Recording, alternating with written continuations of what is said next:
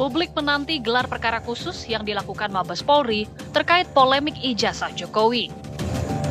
Desakan tim pembela ulama dan aktivis agar Barreskrim melakukan gelar perkara akan segera terwujud. Mabes Polri dijadwalkan akan gelar perkara khusus pada 9 Juli 2025 mendatang. Mabes Polri menyatakan akan memanggil tim pembela ulama dan aktivis serta pihak Joko Widodo. Sementara itu, setelah sebelumnya sempat absen pada Kamis lalu, Roy Suryo CS bersama tim pembela ulama dan aktivis akhirnya memenuhi undangan klarifikasi di Polda Metro Jaya pagi tadi. Kubu Roy Suryo menegaskan kehadirannya untuk membuat klarifikasi tertulis dan mempertanyakan legal standing pelapor selain Jokowi. Sejak awal, pihak Roy Suryo CS memang belum bisa menerima hasil penyelidikan forensik Mabes Polri bahwa ijazah Jokowi adalah identik. Lantas, apakah gelar perkara khusus akan menjadi titik terang kasus ijazah Jokowi? Apakah gelar perkara bisa membuktikan sah tidaknya ijazah Jokowi? Atau justru berujung munculnya nama tersangka? Ya, pemirsa, itu tadi pernyataan ataupun pertanyaannya. Apakah gelar perkara khusus ini menjadi titik terang keaslian dari ijazah Presiden Republik Indonesia ke-7 Joko Widodo? Bersama kami sudah ada para narasumber yang akan membahas perihal masalah ini. Sudah bersama kami Mas Freddy Alex Damanik selaku Waketum Projo. Selamat malam, Mas Freddy. Selamat malam, Mbak. Ya, dan juga sudah hadir pula Pak Abdul Fikar selaku pakar dari hukum pidana. Selamat malam, Pak Fikar. Ini menjadi menarik karena kita ketahui pada hari ini Roy CS ini sudah memenuhi panggilan undangan klarifikasi di Polda Metro Jaya. Bagaimana pendapatnya, Mas Reddy? Tentang undangan klarifikasi? Setelah sebelumnya kita ketahui sempat tidak hadir. Tidak hadir. Ya. Justru itu saya juga di beberapa kesempatan mengatakan sebaiknya hadir karena apa ya?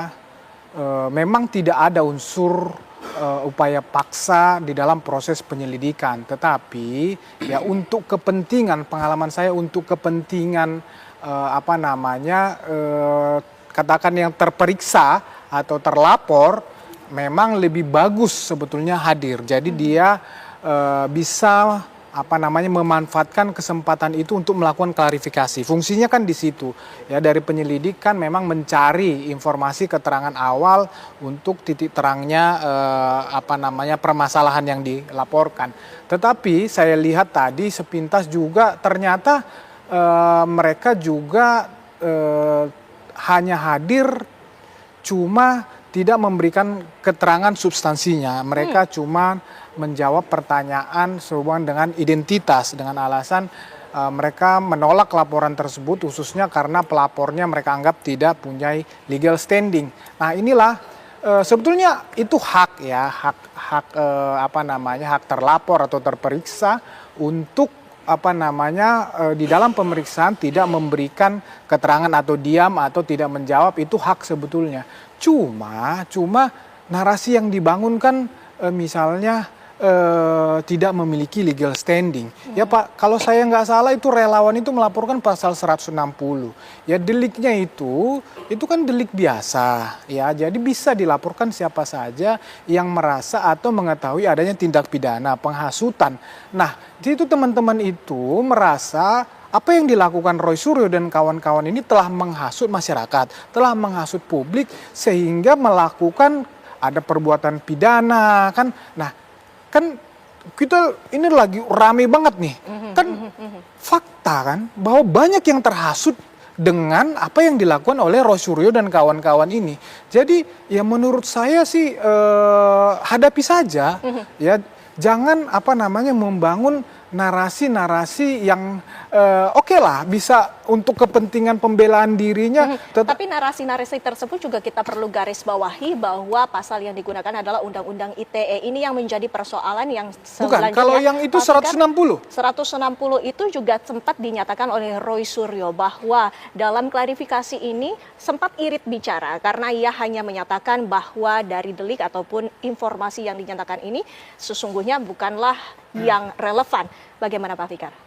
Gini, dalam satu perkara pidana itu ada tahapannya, ya. yang sekarang dilakukan oleh polisi ini adalah penyelidikan. Nah, penyelidikan itu untuk mencari ada nggak peristiwa pidananya, gitu. Nah, karena itu di penyelidikan bukan panggilan namanya, tapi lebih pada undangan sebenarnya, undangan klarifikasi. Nah, dia tidak punya konsekuensi yuridis apapun. Artinya apa? Orang mau datang, mau nggak namanya diundang.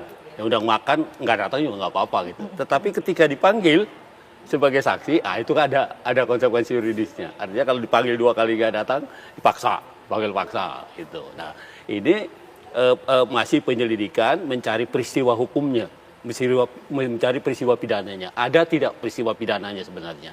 Gitu. Artinya kan di satu sisi polisi ada menghentikan satu laporan kalau nggak salah ya. Nah itu ya artinya polisi menganggap nggak ada peristiwanya itu, gitu ya. Nah tapi kemudian di peristiwa lain, umpamanya ada, gitu ya. Nah kalau dikaitkan dengan kasusnya, polisi yang menghentikan laporan ijazah palsu kalau nggak salah begitu ya, dianggap itu tidak ada peristiwanya, gitu sehingga kemudian dihentikan. Di sini sekarang proses kepolisian juga di Polda bahwa ada pencemaran nama baik terhadap seseorang kan begitu, gitu kan. Nah artinya apa? Artinya apa yang dikemukakan oleh orang-orang ini dianggap sudah mencemarkan, tidak benar atau segala macam gitu. Nah, tetapi sebelum pembuktian itu ada pembuktian lain sebenarnya. Ada nggak sebenarnya yang dikatakan oleh orang-orang yang dituduh mencemarkan nama baik gini. Umpamanya ada nggak betul itu ijazah palsunya atau ada nggak itu ijazahnya. Itu juga bagian dari pembuktian ini gitu. Nah, karena itu kalau menurut saya mestinya polisi tidak usah menghentikan dua-duanya gitu. Mestinya jalan dua-duanya biar pengadilan nanti yang menilai. Terutama dalam pemeriksaan di Polda Metro Jaya ini atas kasus pencemaran nama baik. Nah, keyakinan dari pihak Presiden Republik Indonesia ke-7 Joko Widodo sendiri ini seperti apa, Mas Freddy? Ya dia yakin dong orang kalau Pak Jokowi, yang konteks laporan Pak Jokowi ya, betul. Ya kan dia yang melapor, tentu dia memang merasa, dia sudah mengatakan bahwa dia sangat merasa dihina, martabatnya diinjak-injak dengan apa yang dilakukan oleh Roy Suryo dan kawan-kawan ini. Beliau sudah membawa buktinya, ya ijazah aslinya sudah ditunjukkan kepada penyidik. Ya, demikian juga di Bareskrim ya, tadi ini di polisi di Polda Metro, beliau pembuktian yang lain-lain juga sudah dibawa, kemudian juga saksi-saksi sudah dihadirkan, UGM ya segala macam teman-temannya juga. So dia sangat yakin 100% ini pasti jadi penyidikan kemudian akan disidang, sangat yakin. Dalam pemeriksaan yang dilaksanakan di Polda Metro Jaya pada hari ini, seperti apa poin-poin yang dilakukan oleh pihak kepolisian dalam undangan klarifikasi ini? Sudah bergabung bersama kami Bang Petrus Celestinus selaku kuasa hukum Rismon Sianipar. Bang Petrus, kita ingin mengetahui apa saja poin-poin yang ditanyakan dalam undangan klarifikasi tadi? Ya, jadi tadi kan Mas Roy, Pak Rismon dan kawan-kawan memenuhi undangan terkait dengan penyelidikan terhadap laporan polisi tentang dugaan pelanggaran terhadap pasal 160 KUHP dan beberapa pasal lainnya.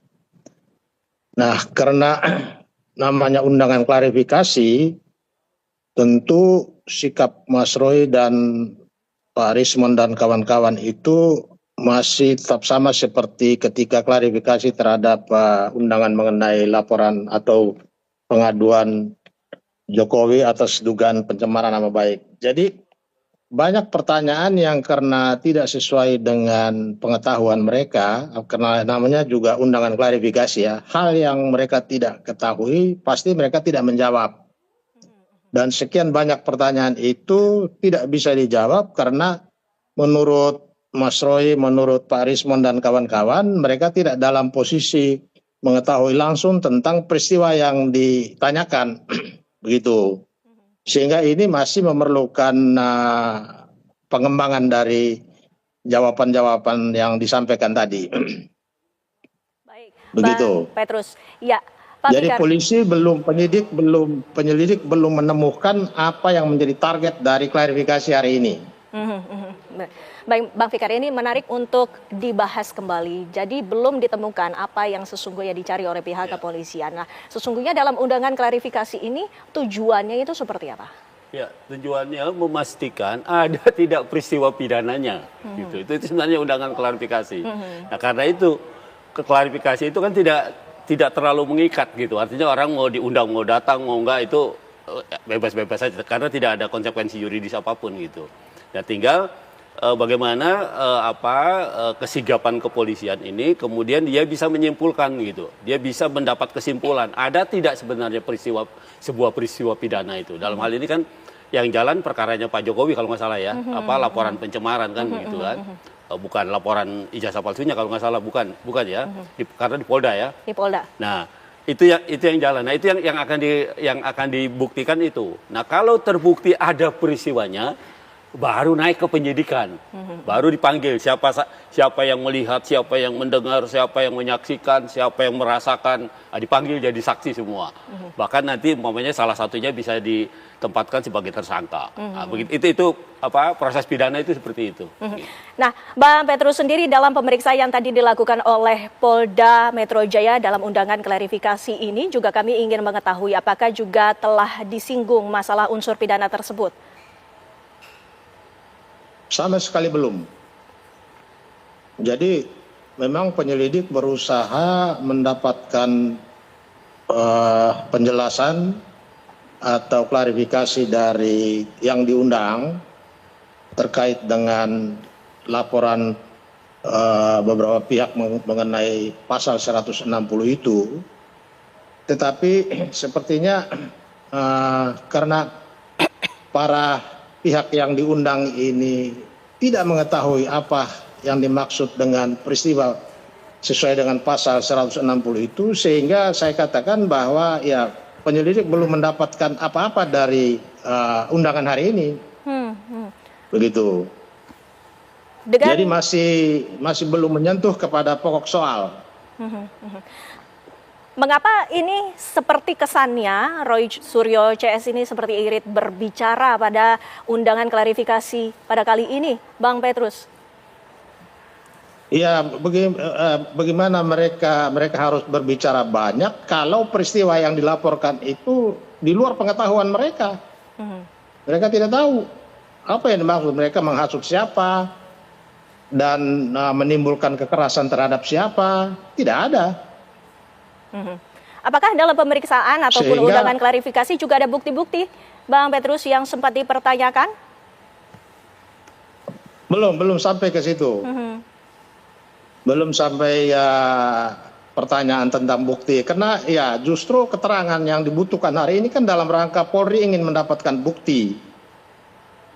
Tetapi dari peristiwa pemeriksaan hari ini ya, penyelidik mencoba menggali tapi belum mendapatkan apa-apa dari hasil pemeriksaan hari ini. Bang Petrus, selain dari Roy Suryo dan juga Bang Rismon Sianipar yang hadir dalam undangan klarifikasi pada hari ini, siapa saja, Bang Petrus? Yang diundang hari ini Roy Suryo, Rismon Sianipar, kemudian Ibu Kurnia, lalu Egy Sujana, Rijal Fadila, dan beberapa orang lain lagi. Ada sekitar 6 atau 7 itu. Pokok pemeriksaan dari penyidik ini semuanya sama? Semuanya sudah memberikan pernyataan, Bang Petrus? Rata-rata sama, karena pasal sangkaannya kan sama. Pasal peristiwa yang dilaporkan itu sama.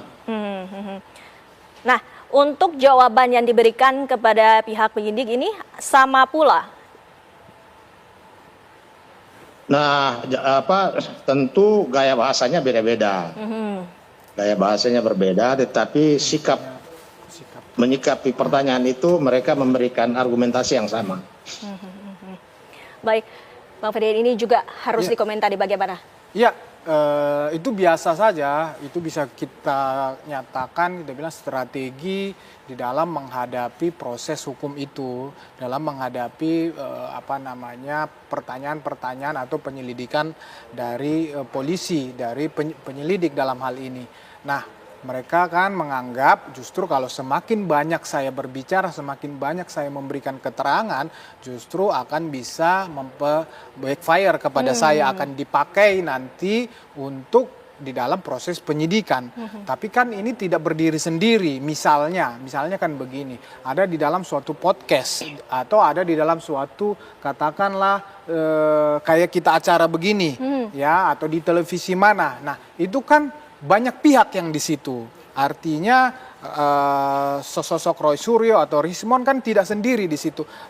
Ada juga narasumber yang lain, ada kemudian juga bukti YouTube itu sendiri itu kan ada. Itu kan hanya mengkonfirmasi, ya. Bukti video-video itu ada. Itu kan hanya mengkonfirmasi, benar nggak kamu ini, benar nggak kamu yang berbicara seperti ini. Itu kan lebih kepada di situ. Kemudian mereka menganggap itu kalau mereka memberikan keterangan tentang itu malah merugikan mereka. Bisa saja seperti itu bagian dari strategi lah, ya. Jadi menurut saya, dan itu juga hak daripada katakan terperiksa atau terlapor, ya, dalam proses penyelidikan ini. Demikian juga di penyidikan nanti akan seperti itu hak para terlapor itu ada semuanya di situ. Jadi ya menurut saya sih nggak ada masalah. Tapi kan penyelidik mempunyai informasi, keterangan lain, saksi lain, atau bukti-bukti lain yang ini bisa menjadi suatu